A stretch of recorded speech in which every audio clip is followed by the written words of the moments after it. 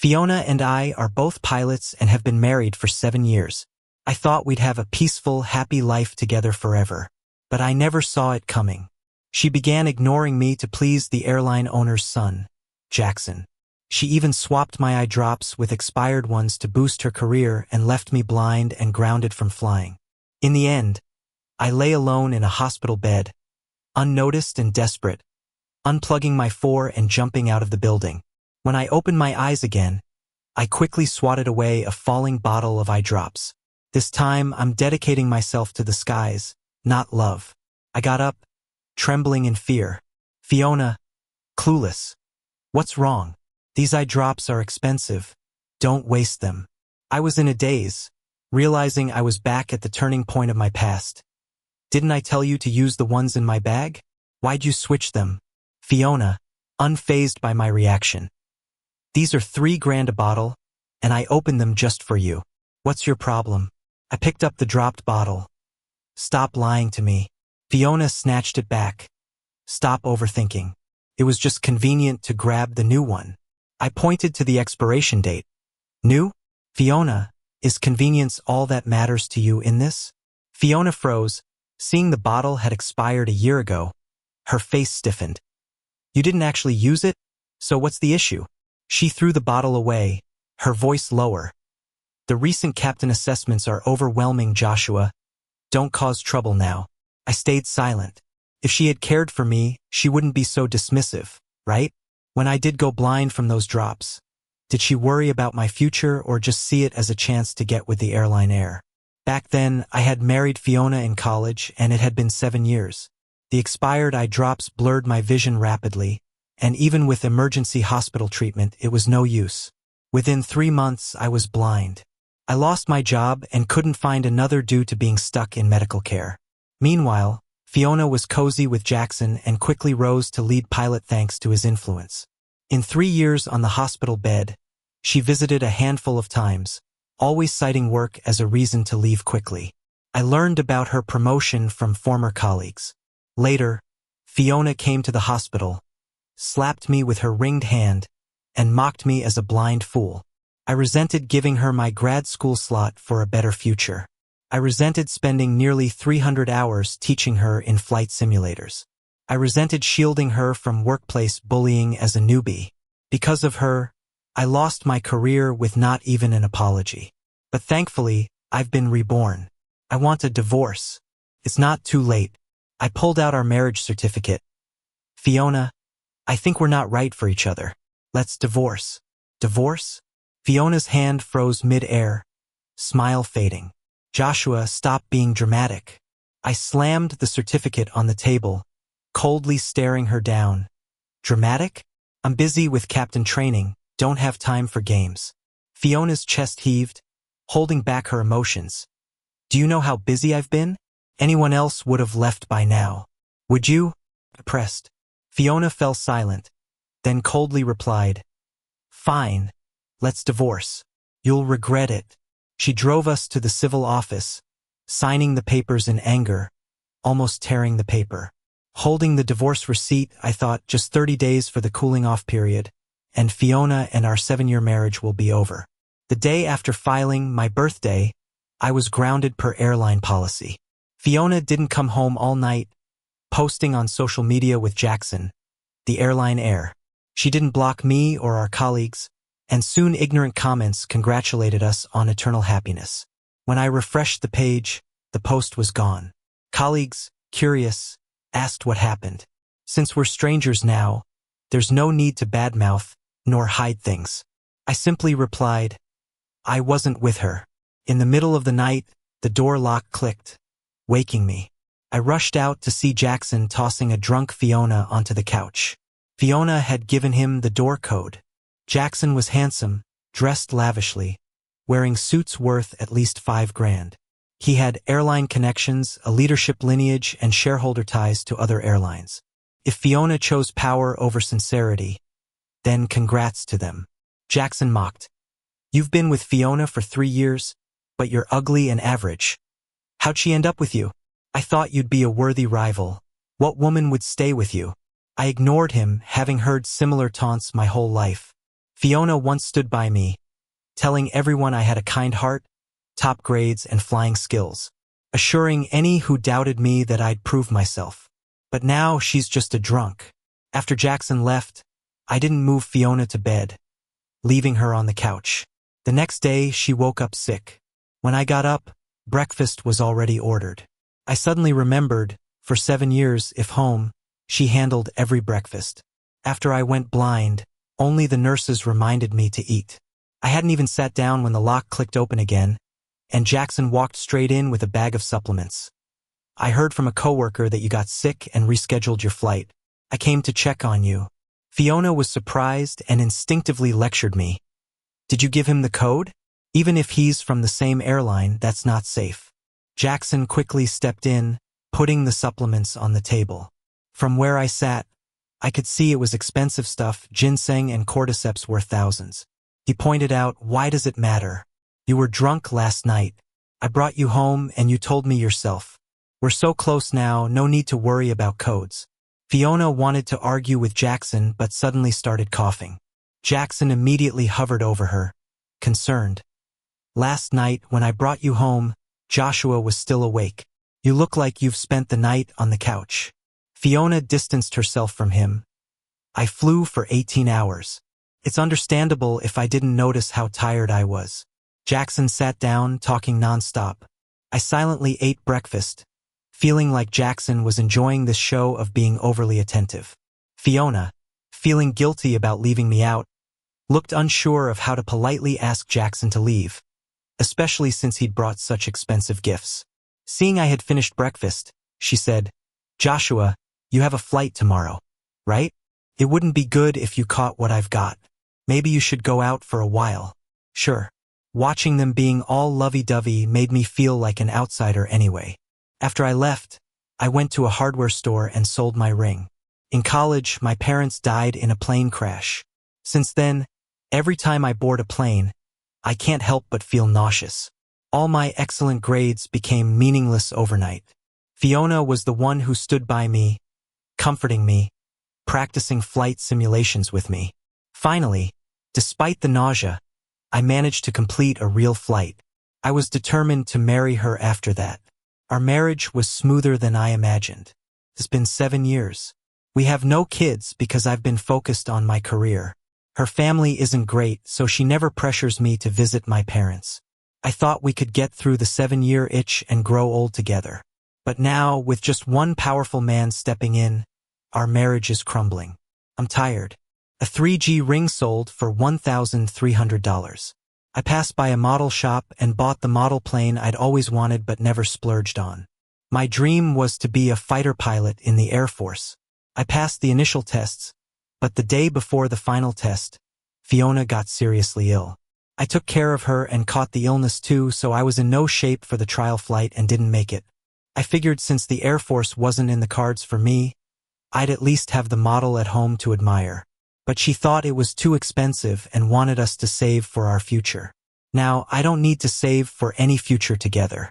About a week later, we were both scheduled for a 15-hour flight as co-pilots. The flight was going smoothly, and we were relaxed enough to chat with air traffic control. Jackson, having connections with air traffic, was taking up the channel to flirt with Fiona. At first, Fiona would glance at me for my reaction, but seeing I didn't care much, she opened up. Jackson, knowing I was on the flight, tried to stir trouble. You've been married 7 years. No kids? Is your relationship not great? I thought Fiona would bash me, but she didn't. Having kids affects a career a lot. We're both at the peak of our careers. It's not the right time. Jackson pressed, even if you say no, wouldn't your parents care? They probably want grandkids, right? But then she stopped saving face for me. Of course, my parents nag me. I have to work hard to maintain family harmony. I knew her family put a lot of pressure on her to become a captain right after graduation. Behind the scenes, I sent supplements to her family, telling them not to stress Fiona out. When Fiona was on red-eye flights, it was me who got up at night to take her dad to the hospital when he fell. For her mom's heart issues, I pulled strings to get the best surgeon for her bypass. Why is it now only about her struggles? Suddenly, The captain noticed something off on the weather radar. At the same time, air traffic reported a weather change on our route, and Jackson tried to hog the line, only to get yelled at. He tried to act tough with his privileged background when Fiona said, "I'll catch up with you later." Not the time for this. He immediately backed off the channel. She turned to me, "Joshua, you used to be the sharpest with updates. Maybe you should reflect on your recent performance." I looked at the calendar, with only half a month left, and started looking for a nearby place to stay. With flight schedules being unpredictable and overnight flights, Fiona didn't notice I wasn't home as much. Plus, there was now a new flying safety competition hosted by the airline. Random questions, 1-hour prep, with judges giving feedback on the spot. Both Fiona and I were competing, so it was awkward. On competition day, I drew a scenario I'm worst at, passenger calming. I saw Fiona start writing furiously, with Jackson cheering her on from behind. It hit me. Sure enough, she got the easiest emergency landing scenario, breezing through it and scoring high marks. Before my turn, I quickly used the restroom, but when I came back, my speech notes were shredded in the trash. I took a deep breath, adjusted my uniform, and went on stage alone. From the stage, I could clearly see Jackson almost glued to Fiona, all lovey-dovey, with Jackson throwing condescending looks my way. I tried my best to recall my speech off the top of my head, but it was rough. The post-competition feedback had Fiona as the obvious winner, while my scores were embarrassingly low, not even placing in the top 3. Fiona, not clueless, asked if I was off my game since I couldn't even handle a small competition properly. She thought I was going through something and went to the kitchen to make me a hot drink. She handed it to me and sat next to me. My hands got warm, but my heart stayed cold. "Did you even listen to my speech?" Fiona hesitated for a moment. I was responding to messages from my colleagues and didn't really pay attention. I sighed and pulled up a screen recording on my phone. "See for yourself." The footage showed Jackson sneaking backstage during my speech. Fiona was shocked watching the video and instinctively reacted by trying to delete it. Fiona asked, "What's the point of saving this video? He's the son of an airline owner. His reputation is more important than yours. The competition's not a big deal. What's more important is that you can't calm the passengers effectively if he rips your speech apart. If he finds out about your video and he messes with your career, have you thought about the consequences?" She said as she tossed the phone back to me. I put the hot drink back on the table. "Fiona, don't use the tricks you use on other men on me." With 10 days left for the divorce decision, I went to see my in-laws and told them I wanted a divorce. They knew I was coming and made a big meal, but I didn't bring any good news. My in-laws were silent for a long time. They eventually tried to snap out of it and reason with me. "Joshua, if you have any grievances, just tell us. We'll help you handle her. Where's the sense in sudden divorce, right? Plus, married couples always have disagreements. You're young and impulsive. Don't regret it later."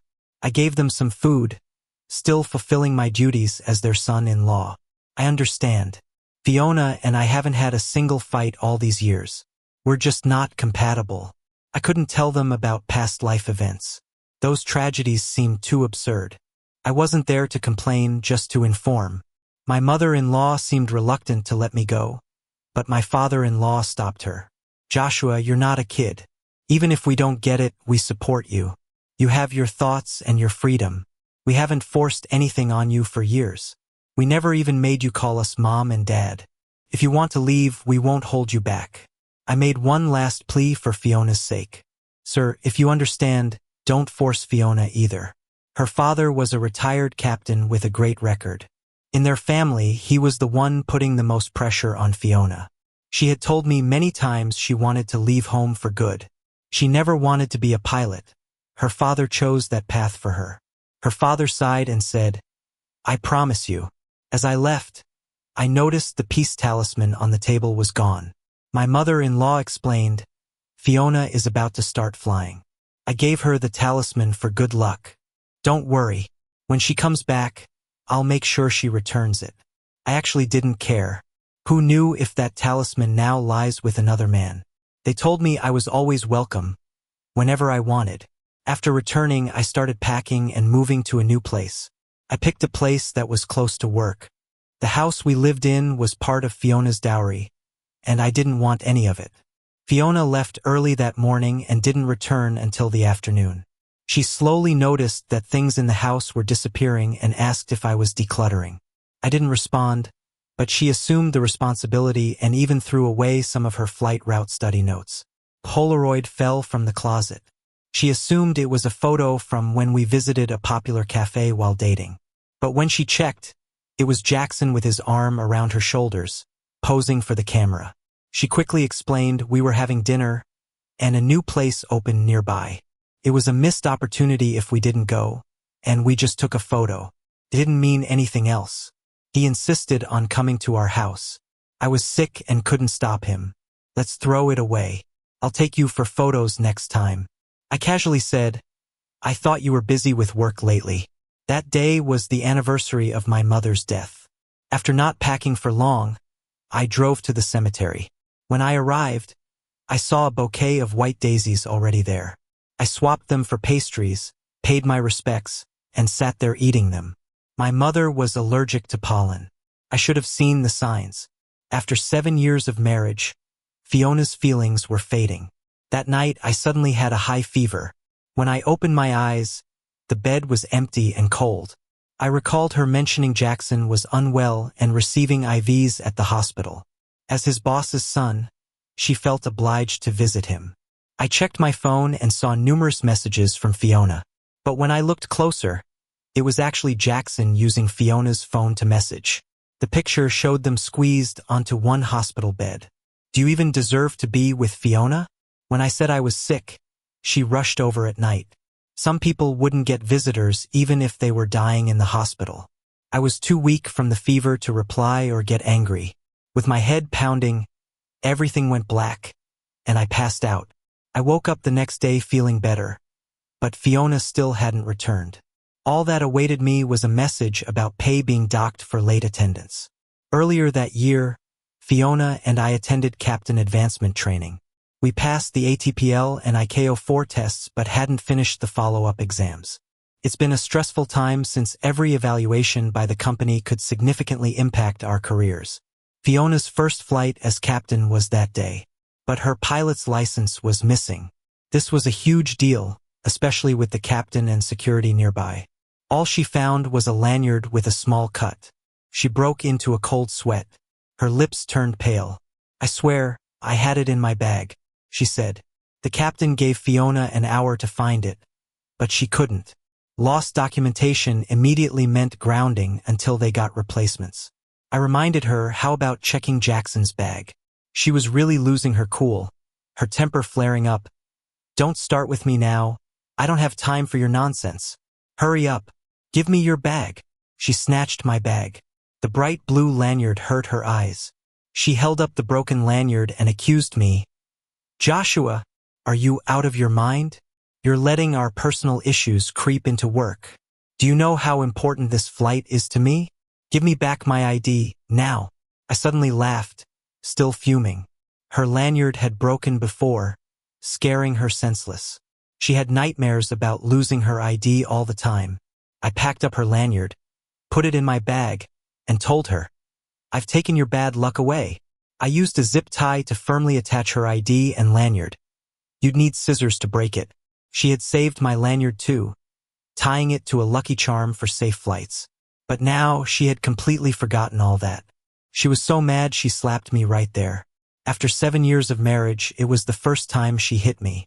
It didn't even register until people stepped in to separate us.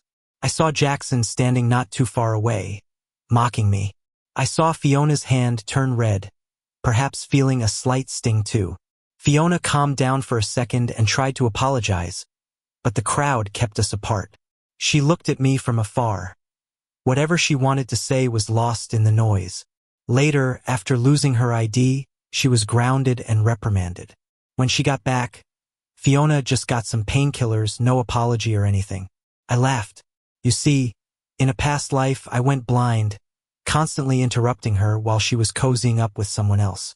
Her response was always the silent treatment. She saw I ignored the meds, thinking I was still angry. Joshua, we've been married for 7 years. You know I'm not the type to get physical. No need to act all sulky. Take the medicine and get some sleep. I'll look for the ID later. If you found the lanyard in Jackson's bag, would you hit him? Fiona muttered. What are you comparing with him for? He's 4 years younger, just out of college.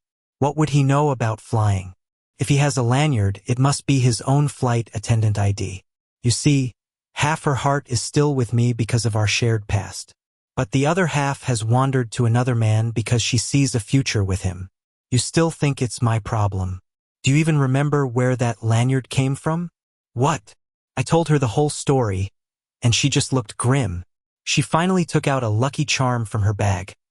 I don't know where your lanyard ended up, but I'll find it. I had this lucky charm made for you. Meant to give it to you for your birthday, but things got busy and I forgot. Here, take it. I just looked at it coldly, at the perfectly neat charm. I remembered it was what I had gotten for my mother-in-law. Only 5 days left until the divorce cooling-off period ends. If her heart strayed, there's no point in pulling it back. If she chooses to brush me off, then I've got no reason to accept it. I left her alone in the living room, locked myself in the bedroom. She was silent for a long time, then got an old blanket and slept on the sofa. The next day, she still made breakfast. I didn't eat. Went back to the airline alone. Jackson rushed at me. Did you steal Fiona's ID? If it weren't for my connections, her exam would have been a disaster. I didn't want to make a scene in front of others, especially not over some pretty boy's accusation. Go ask her again. See if you get a different story. I tried to walk away, not wanting any trouble, but he kept coming at me. Jackson's part of the airline's elite family, but bear no interest in planes. Got a flight attendant job thanks to his family, but everyone knows he doesn't have to work. He followed me right to the cockpit. That's not where attendants are supposed to be. Just as I was about to remind him, he snatched my pilot license and ripped it. I didn't even register it, just watched as my license fell in 2 pieces to the floor. See what happens when you mess with others? Karma. I don't care if I'm suspended, but you?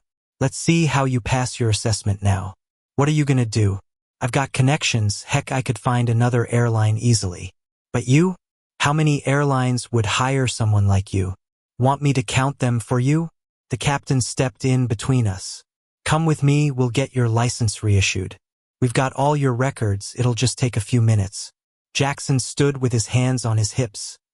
Who dares to reissue it for him? The captain glanced over him. Your parents' influence only works on the ground. Up here, you listen to the captain. I had to renew my ID 3 times. Fiona knew what Jackson did, but didn't say much. Just hoped I'd let it slide, since Jackson has the run of the place. I stayed silent. Eventually, the administration asked me to take a leave. I was happy not to see Jackson. When I got home, I marked a circle on the calendar. That day, the divorce cooling-off period was over. I told Fiona to come with me. Let's get the divorce papers. Her face was too funny, stiff like she had no idea what to say. She stammered. Are you joking? We've been married for 7 years. Are you really divorcing over some little drama? 30 days, a full 30 days. Fiona, do you want to know how I spent those 30 days? She was bewildered as I dragged her to the registry, made her sign the papers. Fiona didn't want the divorce certificate. I said, fine by me. It'll be the only thing left that associated us. She took it. As soon as we stepped out, there was Jackson dressed like a flashy peacock. I had suspected something, honestly, considering how swift the divorce process was. Someone must have helped. Look, your future is here to get you. I shoved the green booklet in my bag and walked away. Jackson went up and hugged Fiona. Come on, let's celebrate your divorce. She tried to push him away, but he just pulled her along. I drifted away further and further, went home, and packed everything up. Even when I was rolling my suitcase out the door, Fiona hadn't returned. That night, she suddenly called me, sounding tipsy. Joshua, please, don't be mad. It's all my fault. That expired eye drop was a gift from Jackson. He said his relatives work at a drug development agency, and it's something only insiders can get.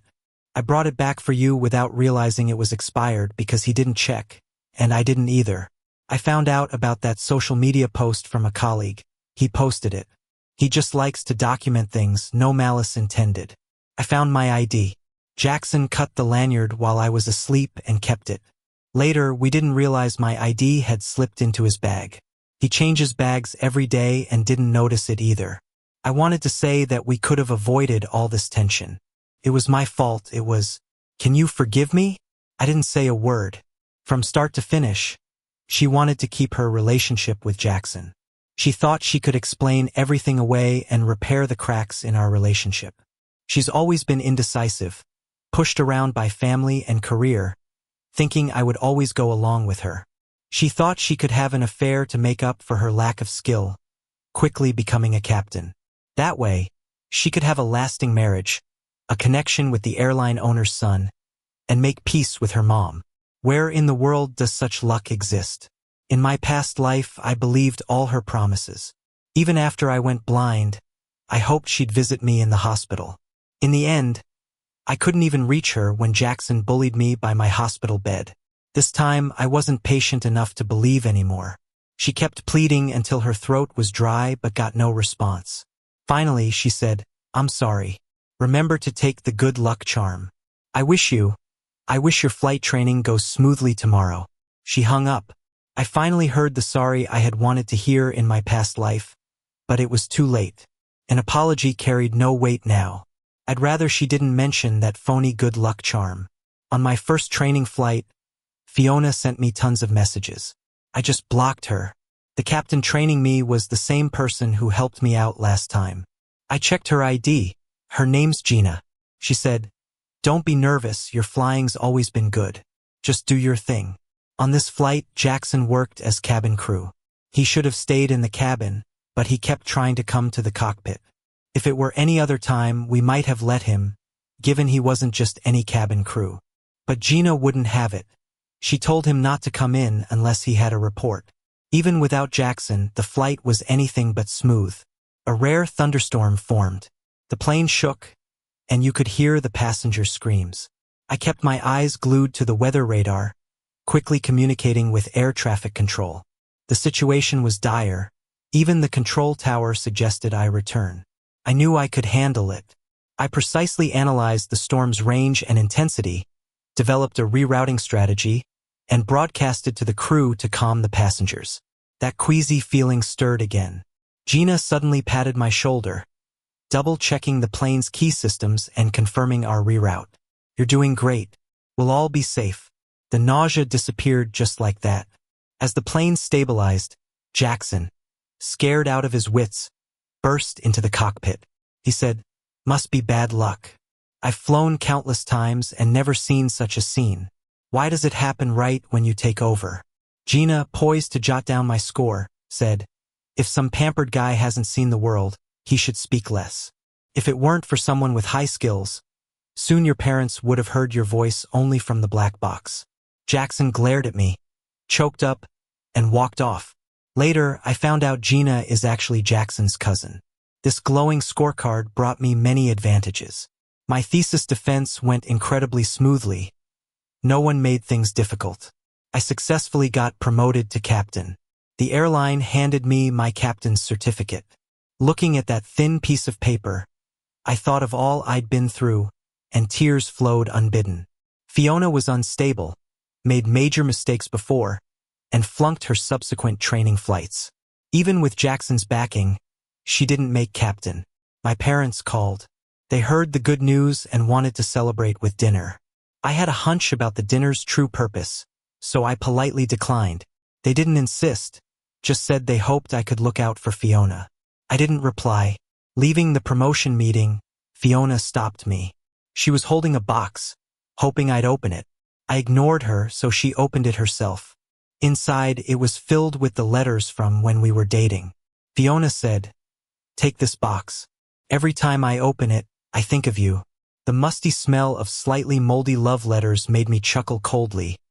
"What's the point of these old things?" Fiona defended. "I kept them for ages to look back on someday, Joshua. I cut her off, looking her in the eyes. "Fiona, I really loved you too. Then, Jackson stepped forward and closed the box, wrapping an arm around Fiona's shoulder. Fiona tried to shrug him off, but he held on tight. Jackson told me, "You're divorced, so don't bother us or Fiona anymore. Focus on your own life." Fiona, for once, sided with me. "All right, Jackson, you have no grudge against him, so why be so sarcastic? He's a captain now, his career's soaring. You should congratulate him." I said, "Fiona, no need for this act of deep feeling now. It's too late." Gina came over, patting my shoulder. "You haven't replied in the group yet. All the new captains are going for dinner to celebrate. Come on, don't keep everyone waiting." Fiona watched me walk away, powerless just like last time. After becoming a captain, I dealt with rumors galore. They gossiped about my looks, my skills, my marriage. I'm used to seeing these things, no need to pay attention. But overnight, all the rumors vanished. Fiona texted me using Jackson's phone. "Joshua, you just need to improve your skills. I'll handle the rest." I knew Fiona used Jackson's background to clear the public opinion. After that, Fiona introduced me to the bosses many times and invited me to dinners. I usually don't like to flatter the bosses, but it was hard to refuse.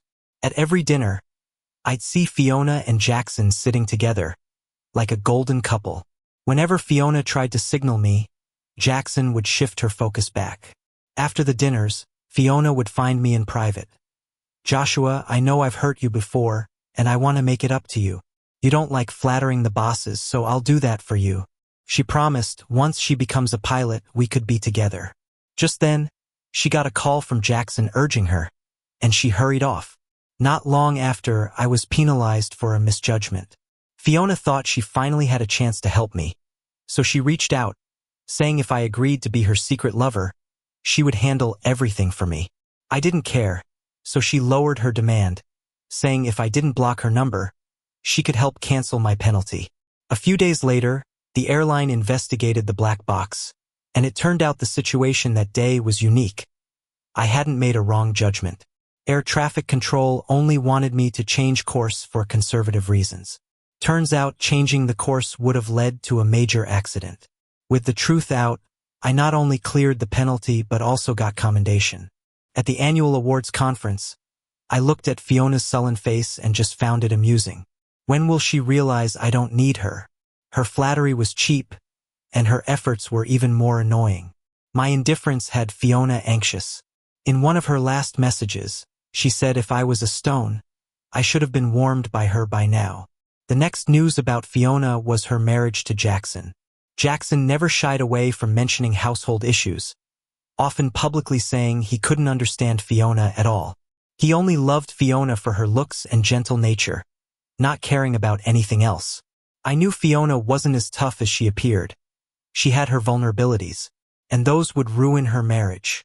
Not long after, I heard Fiona had gotten into a heated argument and hit Jackson. An airline heir getting hit? No way. They divorced on the spot, and Fiona was suspended for misconduct. Though it was just a suspension, her aviation career was effectively over. She could never get into any airline again. Jackson didn't like aviation to begin with. He joined only due to his parents' pressure. After Fiona's suspension, he quit too and became a stay-at-home guy. For Fiona, apart from aviation, she didn't know what else to do. Uncle and aunt called, hoping I'd visit because Fiona was emotionally devastated and drinking every day. Fiona grabbed the phone, begging me to see her.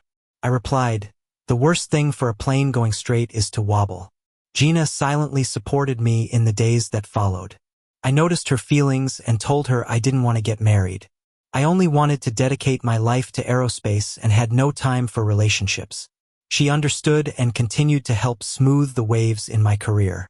On a long international flight, Gina and I took turns resting and working. She told me ever since she joined, she admired me, thinking I had great potential. If I ever encountered unfairness again, I could go to her anytime. Maybe loneliness at high altitude breeds unique thoughts. I nodded inexplicably. That flight, we had a bird strike, and an engine malfunctioned. Luckily, our aircraft was a twin engine and could handle it. We adjusted the flight attitude, contacted air control for priority landing, and coordinated with the airport for emergency rescue preparation. She held my trembling hand and said, "Don't be afraid. We're all here. It's not that serious." The achievements of my aviation journey filled my life resume, and Jackson could no longer trouble me. But I went to see him once.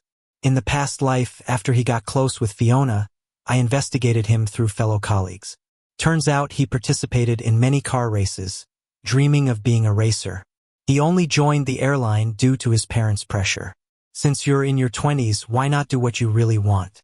I asked him, "Are you here to rub salt in the wound now? Do you think you really understand me?" He retorted. I recommended him to some racing friends from college. Many people think they're stuck under their parents' wings but don't realize they're already strong enough to fly. Fiona was like this, and so was Jackson. After hesitating for a long time, he said, "Truth is, I've always envied you. You're good at flying, have a happy marriage, great achievements, nice personality. My parents always told me to learn from you, and Gina has a thing for you too. I really disliked you, always feeling annoyed seeing you. That's why I took detours. Honestly, I didn't really love Fiona. I didn't care about her. Later on, I worked at the airline for 30 years, and when I retired, the stars on my shoulder shone brightly. TV stations interviewed me multiple times. By then, no one cared about my looks or others. One sunny afternoon, Gina stood outside my little house with a bouquet. Wondering if a certain gentleman is free now, she half-jokingly asked. I took the flowers and smiled. Maybe,